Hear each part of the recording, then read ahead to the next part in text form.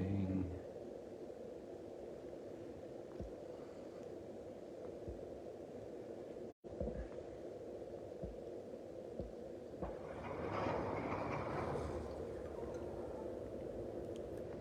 Good morning. I never did a live stream from here because I always wanted a higher view of Jerusalem. But today we have a technical limitation by not having data yet. It's proving to be a technical challenge to use an eSIM card here, so I'm going to have to stay here because once I go outside there, I just tested the Wi-Fi, it will become disturbed and it will not be possible to, it will definitely break. I'm happy that it's holding up here, but at least we see the sunrise in Jerusalem. We're here at Notre Dame, this beautiful building built 140 years ago approximately, or begun. It took quite a while to build, about 20 years to complete. It's one of the first major buildings outside the old city of Jerusalem. The walls are right there where you see the bus going by. Behind those, that train is the city wall. That's just behind that is the Franciscan convent, the custody of the Holy Land. 800 years presence in Jerusalem since 7 years ago. 807 years present. And here we are in Notre Dame. Some of you might have had dinner up at the rooftop restaurant. And you have the Jerusalem limestone with the sun shining on it. And this is a newer building, so maybe about 25 years old. And it's a big auditorium complex and rooms for a conference. And then down there is a school. And so this is a little bit of Notre Dame for you. I'd love to go out and show you the towers, but you have seen them before from above. And then the lights aren't turned on here in the reception yet. There's always night service, but at the moment in the situation, there isn't. So here we have this interior, which we will then see again in better light. So let's just do a few minutes with the readings from today, and we're moved on now. We have the readings from the book of Proverbs, and now we're moved on to the book of Exegesis, or Kohelet, who is the teacher speaking. And again, it's pure wisdom. And actually, it's an interesting little stroke of providence for me, because this reading is indicated for the Thursday of the 25th week in ordinary time. And how often does that fall on the 26th of September? And on the 26th of September, I made my first vows. The morning after my sister made her consecration to God, which we celebrated yesterday. If any of you were looking at the Mass inside the Holy Sepulchre, which is posted on YouTube and Facebook on the Magdala platforms, then you can see that, well, it wasn't at the end of that, at the Mass, there's a little piece. I haven't seen it myself, what was produced and what was put up. There's my sister saying a few words about her life, and it's been a very blessed life, thanks be to God. And she is here now working for the last 6 years. So then I never forget my anniversary this way, because she has her anniversary the day before, and girls are very good about anniversaries. They remember their anniversaries. So 48 years ago, I made my first vows, and it's a little bit connected to this passage in a way. Yes, I don't want to make it too important, but on the first Sunday of August 1974, I was spending a day with one of the legionaries looking for a place in Connemara. He asked me to help him through the area to find a place for the candidates who were going to join the seminary, the novitiate that year, to have a week's vacation. And not a week's vacation, a week of, yeah, it would be like vacation, but I guess that's the impression it made on us, but it was actually a week of spiritual introduction to the consecrated life. And that's what we had there. And we went to Mass at the cathedral in Galway on that Sunday morning, and the first reading was this particular reading: Vanity of vanities, all things are vanity. What profit does a man have from all the labor when he toils at under the sun, which he toils at under the sun? One generation passes and another comes, but the world forever stays.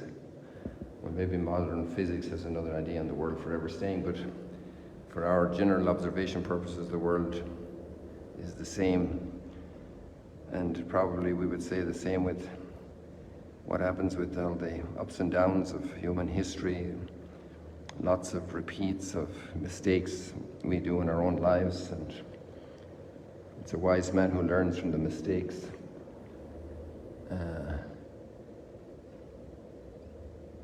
How's the saying going? It's a wise man who learns from his own mistakes. Anybody can learn from the mistakes of others, but it seems humanity keeps making big blunders. Well, anyway, vanity of vanities, all is vanity. So it's a good time to think about the amount of personal attention and focus we put into and concern we put into certain little things that really are not so important. It's vain. It's not so important.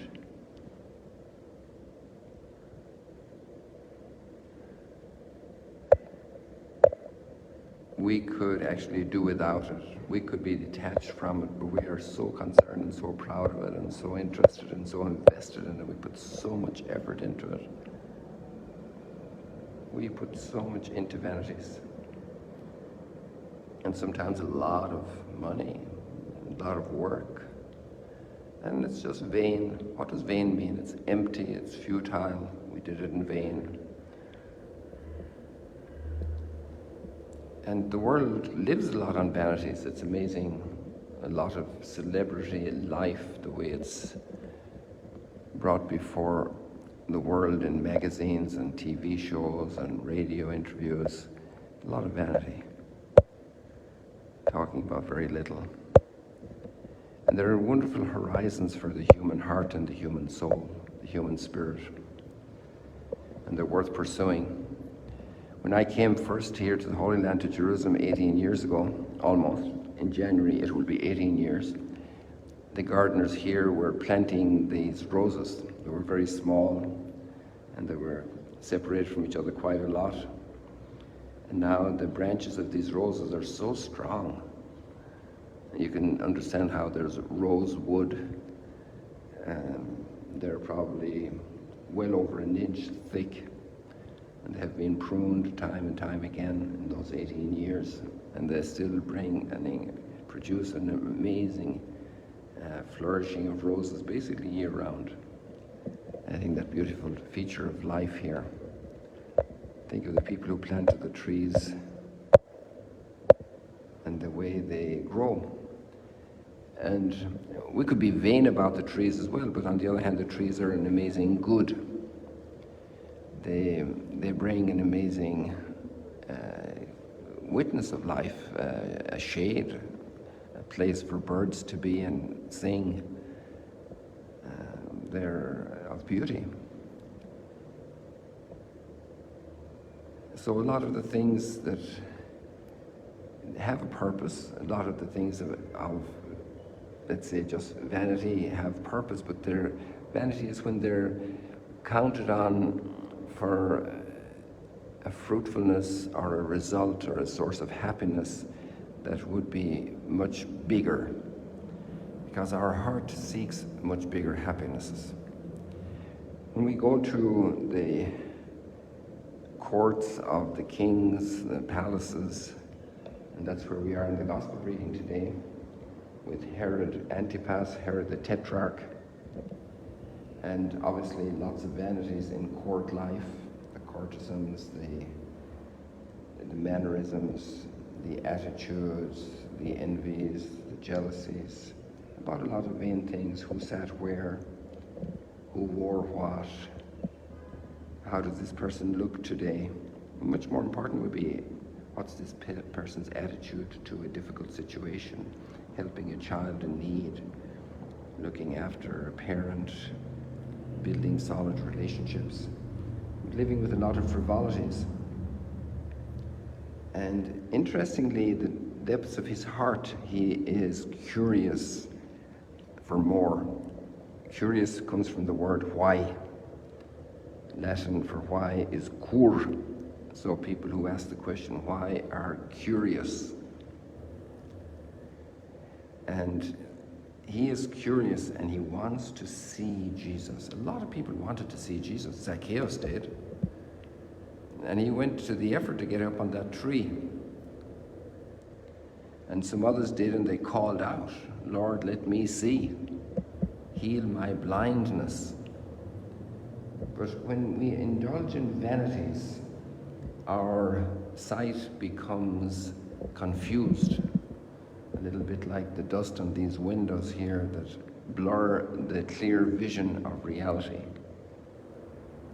And when our heart seeks vanities, this means that our attention is turned away from the great things of great weight, great substance, of great value in our lives.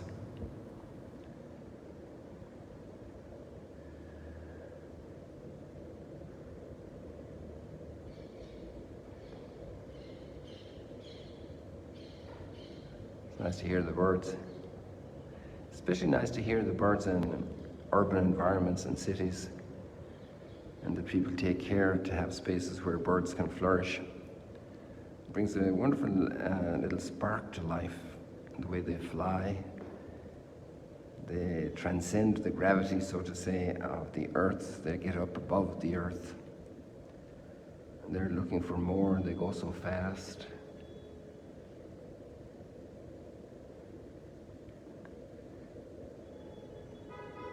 And yet, if we were just to go a little bit faster, just go a little bit higher, it could also be a vanity. Vanity is always vanity. I told you before, maybe about a month or 2 months ago, about an experience I had watching a testimony of about 8 minutes of a very public figure, of how he became a believer in God. He was atheist. And he had a big struggle inside himself. He was kind of pushing God to prove himself. And he discovered that compliance precedes belief in God. So he needed to live like God would want him to live, if the God that he was learning about is true. A God of forgiveness, a God of creation, a God of being the ultimate authority in our lives. And he started living like that, as if God were there. And his compliance opened his heart to believe. When we stuff our lives with vanities, we hinder our sight. And he had that amazing experience of saying, okay, I will accept God's law. I will basically follow the commandments. Do not lie, do not cheat, do not steal. I will live a life that's ordered. I will comply with the gift of revelation, and maybe then my heart will see. Imagine we can see with the heart. We can reason with the heart. This is interesting. So Herod has all these speculations about Jesus stuff he's hearing, but he wants to see him. And you know, he doesn't get to see Jesus until here in Jerusalem, not very far from here. And Jesus is already on the path to crucifixion. And Herod is giving in to the pressures of the day because his interest is much lighter than truth, than goodness. He's just trying to get by, to stand socially with the Romans, with the populace. He doesn't want to create waves that could topple his boat. The transformation of life that would be needed to be able actually to see Jesus. A life totally given for others. A pure gift.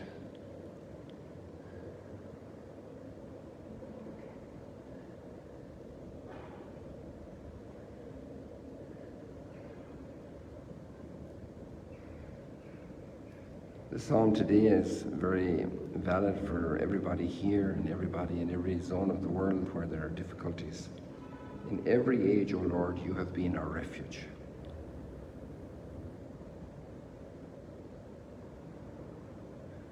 And it's calling out to God, you turn man back to dust. Dust you are, and unto dust you shall return. Maybe that's where the line comes from for Ash Wednesday. And all the vanities become dust. You turn man back to dust, saying, return, no children, for 1,000 years in your sight are as yesterday, now that it is past, as a watch in the night. We get so concerned about one activity and one day or one evening, some special event, and it's over in a short time. It has its moment, it has its purpose, but don't give it too much weight. Teach us to number our days aright, that we may gain wisdom of heart. People, we leave it like that today. It's great having you here at Notre Dame in this limited context for movement due to the Wi-Fi connection. But looking forward to catching up again tomorrow, God willing, if the Lord gives us breath. May your day be filled with real wonderful substance in your family, at work, with your workmates, in relationships of self-giving, of love, of helpfulness. Let's go inside just to finish off here and see what we can see here. The receptionist has arrived. That's a little interesting moment here. It's Pope Francis. This is the Vatican guest house, so his picture here is the pride of place. Extraordinary, in his late 80s, and the long trip he did in Southeast Asia, now off to Belgium and Luxembourg with so many challenges, so different challenges in Europe, kind of connecting the extremes of the earth, leadership of the European community, and the poverty and difficulties and challenges of all the people in Southeast Asia. Well, God bless you people. See you later, alligators.